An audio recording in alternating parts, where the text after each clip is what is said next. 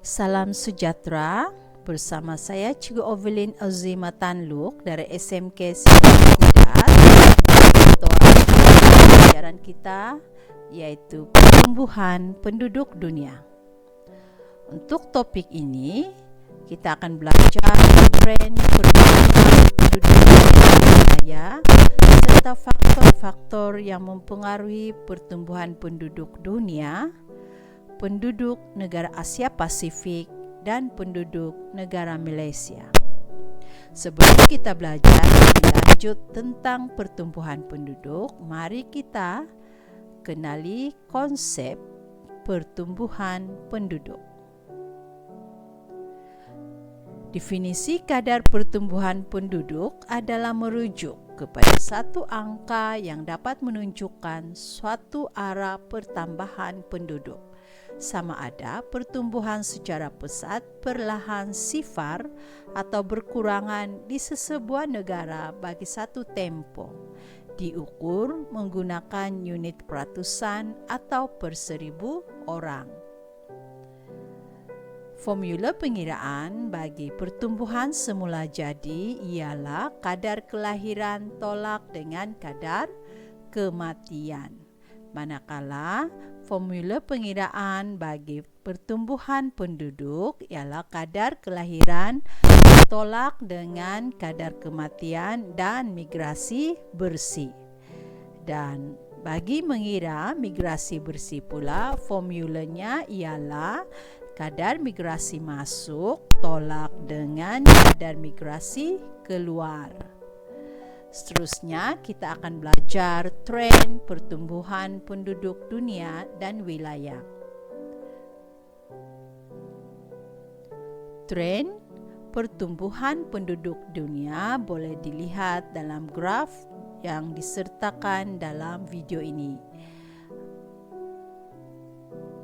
Graf yang pertama adalah menunjukkan pertumbuhan penduduk dalam dunia adalah meningkat daripada tahun 1700 meningkat dan terus meningkat pada tahun 1968. Peningkatan pertumbuhan penduduk adalah berada di tingkat yang tertinggi, dan selepas 1968 pertumbuhan penduduk mula menurun sehinggalah pada 2019 menurun sehingga 1.08, dan dianggarkan pada tahun 2100 pertumbuhan penduduk akan terus menurun hingga 0.1%. Seterusnya, ini adalah tren pertumbuhan penduduk daripada 1950 hingga tahun 2100. Dan pada 1950 pertumbuhan penduduk adalah sekitar 1.41 dan naik kemudian turun semula pada 1960 dan naik semula pada 1962 iaitu sebanyak 2.2 dan mula menurun sehingga pada tahun 2000, 2010, 2020 dan dijangka akan terus menurun pada tahun 2100. Okey. Ini adalah penjelasan daripada graf yang ditunjukkan, dua graf yang ditunjukkan tadi. Dan pada tahun 1700 kadar pertumbuhan penduduk meningkat sebanyak 0.04%. Ini disebabkan oleh kadar kelahiran yang tinggi dan kadar kematian yang tinggi. Kemudian pada tahun 1950 kadar pertumbuhan penduduk meningkat kepada 1.42%. Ini disebabkan oleh kadar kelahiran yang tinggi dan kadar kematian yang rendah. Seterusnya pada tahun 1963, ini adalah tahun kadar pertumbuhan yang paling tinggi iaitu sebanyak 2.2%. Kadar pertumbuhan penduduk paling tinggi pada tahun ini adalah disebabkan oleh kadar kelahiran yang tinggi dan kadar kematian yang rendah. Seterusnya pada tahun 2020, kadar pertumbuhan penduduk menurun dan kadarnya ialah 0.8%. Keadaan ini disebabkan oleh kadar kelahiran yang rendah dan kadar kematian yang rendah. Seterusnya, kita akan belajar tren pertumbuhan penduduk mengikut wilayah. Kalau kita lihat dalam peta, kawasan yang mempunyai kawasan yang berlorek kuning adalah kawasan-kawasan yang mengalami pertumbuhan penduduk yang masih tinggi, manakala kawasan yang berwarna purple atau ungu adalah kawasan yang tidak mengalami pertumbuhan penduduk, iaitu kadar pertumbuhan penduduknya iaitu sifar. Okey, seterusnya kita akan lihat pertumbuhan penduduk mengikut wilayah. Asia, Afrika, Europe, Latin Amerika, Amerika Utara dan Oceania. Okay, jadi kalau kita tengok di sini dan kita dapati bahawa kadar pertumbuhan penduduk adalah sangat tinggi di kawasan Asia. Dan daripada jadual ini kita boleh lihat tren pertumbuhan penduduk mengikut wilayah adalah seperti berikut. Negara-negara membangun mencatatkan kadar pertumbuhan yang tinggi, contohnya negara India sebanyak 2.4% setahun, Brazil 3.0%, Thailand 3.1% dan Malaysia 2.5%. Manakala tren pertumbuhan penduduk bagi negara-negara maju, contohnya negara-negara Eropah, mencatatkan kadar pertumbuhan yang agak rendah, iaitu hanya 0.8% setahun. Seterusnya kita akan belajar faktor-faktor pertumbuhan penduduk dunia.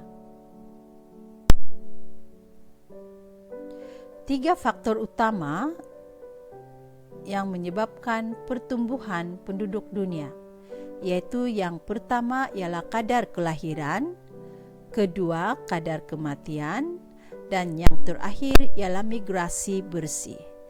Ketiga-tiga faktor utama pertumbuhan penduduk ini adalah disebabkan oleh faktor-faktor seperti berikut. Yang pertama ialah peningkatan perkhidmatan kesihatan.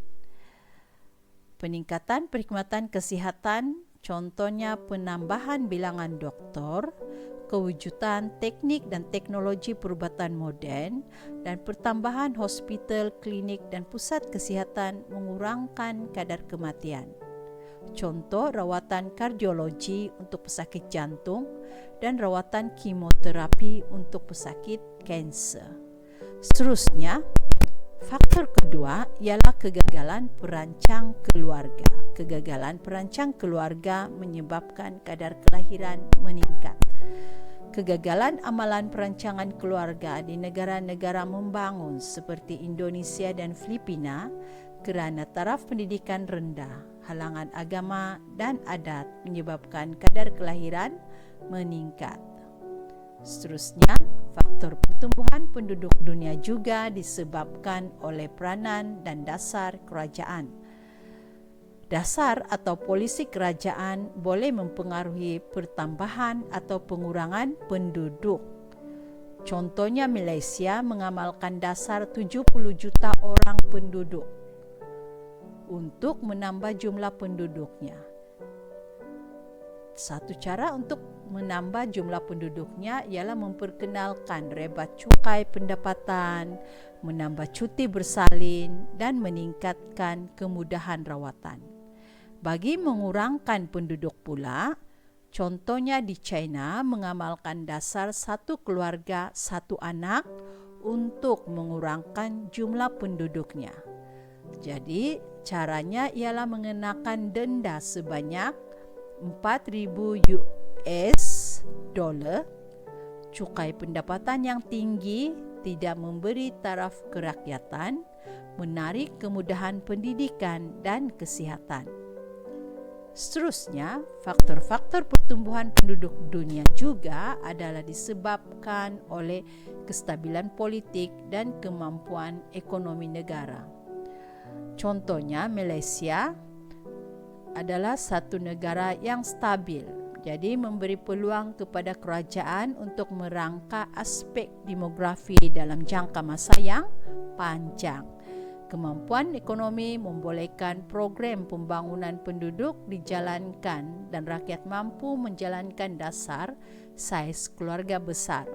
Contohnya, Malaysia mampu melaksanakan dasar 70 juta orang penduduk menjelang tahun 2100 kerana kestabilan politik dan ekonomi negara. Selain daripada itu, faktor-faktor pertumbuhan penduduk dunia juga disebabkan oleh bencana alam dan perperangan. Bencana alam dan perperangan ini menyebabkan kadar kematian yang tinggi.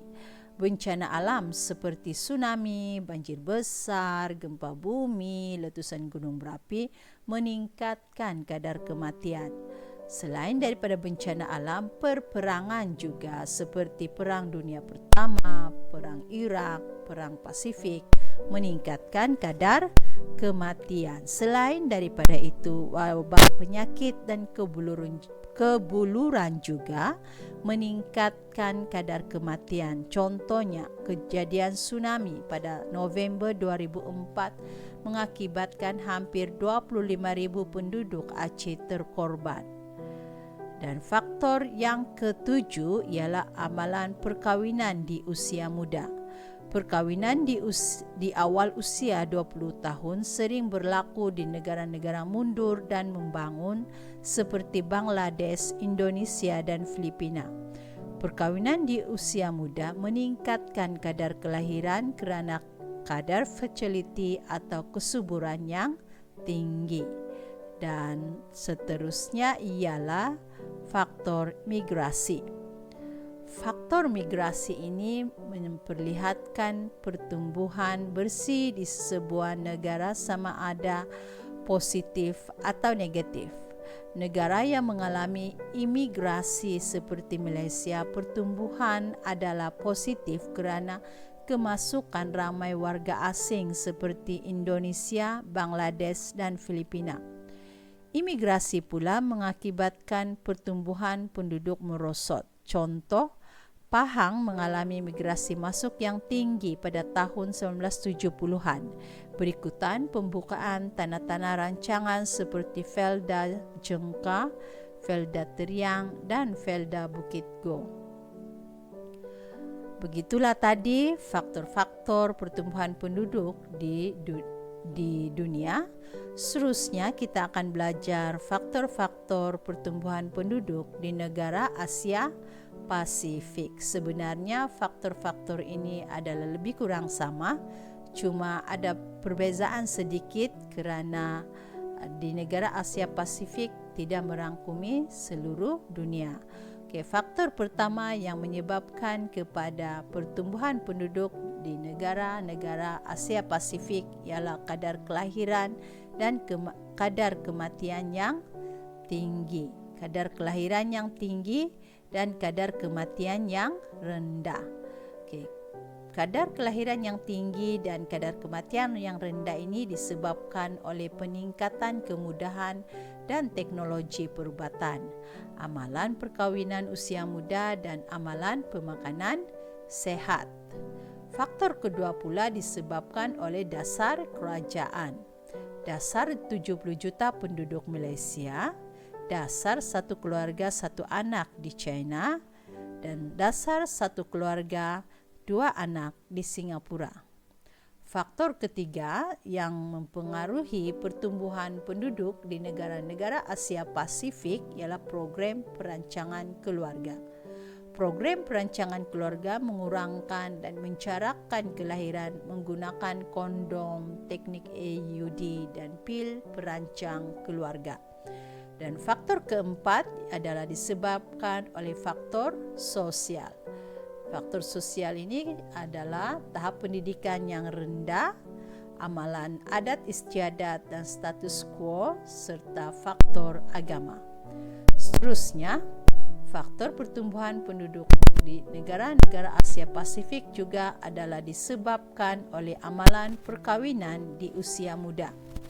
Perkawinan di awal usia 20-an meningkatkan kadar kelahiran kerana tahap kesuburan atau fertility yang tinggi.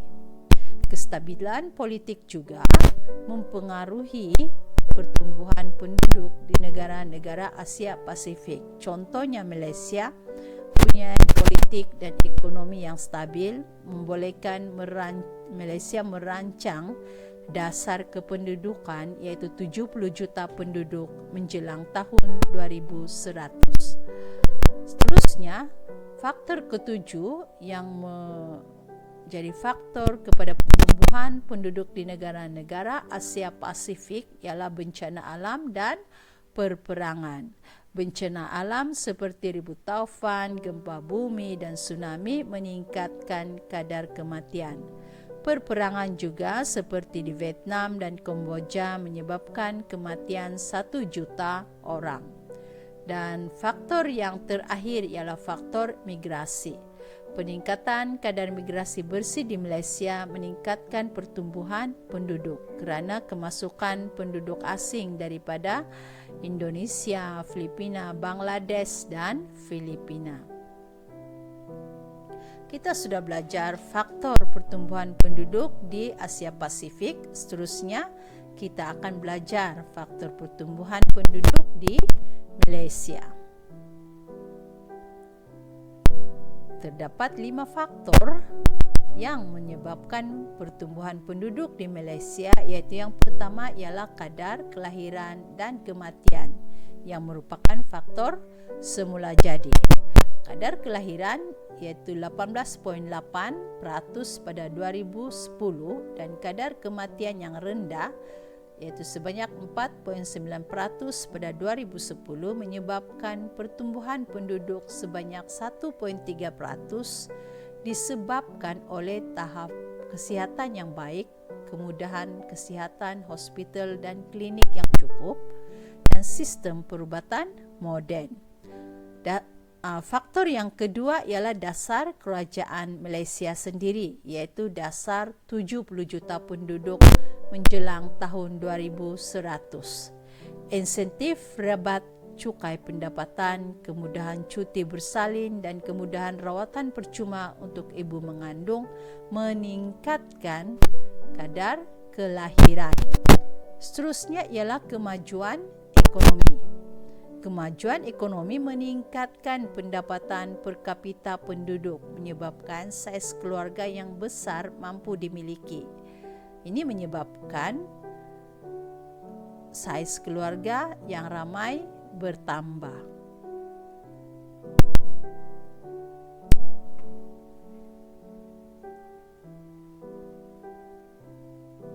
Selain daripada itu, faktor pertumbuhan penduduk di Malaysia juga adalah disebabkan oleh faktor agama dan adat istiadat. Contohnya, agama Islam menganjurkan anak yang ramai dan larangan terhadap amalan perancangan keluarga. Kesannya, kadar kelahiran meningkat. Masyarakat Cina pula mementingkan anak lelaki untuk penerus kepada generasi. Oleh itu, kelahiran terus bertambah selagi belum ada anak lelaki. Dan faktor yang terakhir yang mempengaruhi pertumbuhan penduduk di Malaysia ialah kestabilan politik. Kestabilan politik membolehkan dasar kependudukan 70 juta penduduk pada tahun 2010 pada tahun 2100 dilaksanakan. Kestabilan politik menarik kemasukan migran memasuki Malaysia. Seterusnya kita akan lihat contoh soalan.